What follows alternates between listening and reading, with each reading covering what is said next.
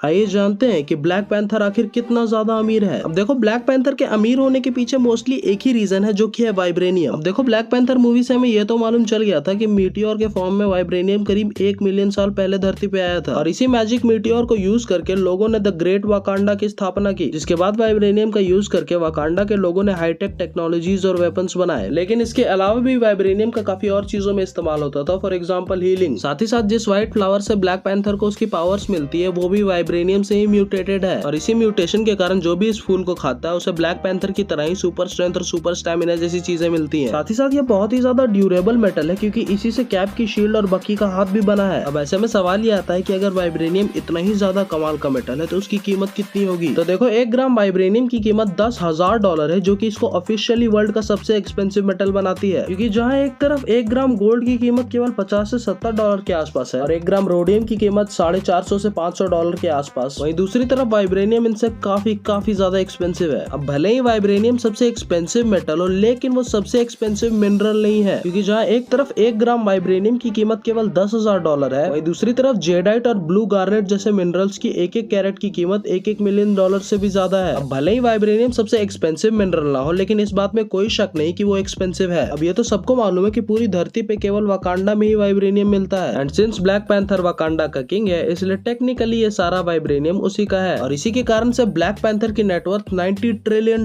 की है। अब इसको कुछ ऐसे समझो कि इलॉन मस्क, जो कि दुनिया का सबसे रिचेस्ट आदमी है, उसकी नेटवर्थ $250 बिलियन की है। इसका ये मतलब है कि उसके पास 1 ट्रिलियन का 1/4 हिस्सा ही है। इसको थोड़ा और सिंपल वे में समझो। अब जैसे कि मुकेश अंबानी के घर एंटीलिया की कीमत $2 बिलियन है, अब अगर इलॉन मस्क अपनी पूरी नेटवर्थ का इस्तेमाल करे तो वो ऐसे बस 125 घर ही खरीद सकता है। वहीं दूसरी तरफ अगर ब्लैक पैंथर अपनी पूरी नेटवर्थ का इस्तेमाल करे तो वो ऐसे 45,000 घर खरीद सकता है। पता नहीं तुम लोग ढंग से समझे या नहीं, खैर जो भी हो, do let me know in the comments. और हाँ, मैं रियल लाइफ और फिक्शन को कंपेयर नहीं कर रहा, बल्कि ये एग्जांपल्स इसलिए थे कि तुम्हें बेहतर समझ में आए। खैर जो भी हो, अपना ख्याल रखना, क्योंकि अब मैं मिलूंगा तुम लोगों से अगली वीडियो में। टिल देन बी ए शार्क बॉयज, बी ए शार्क।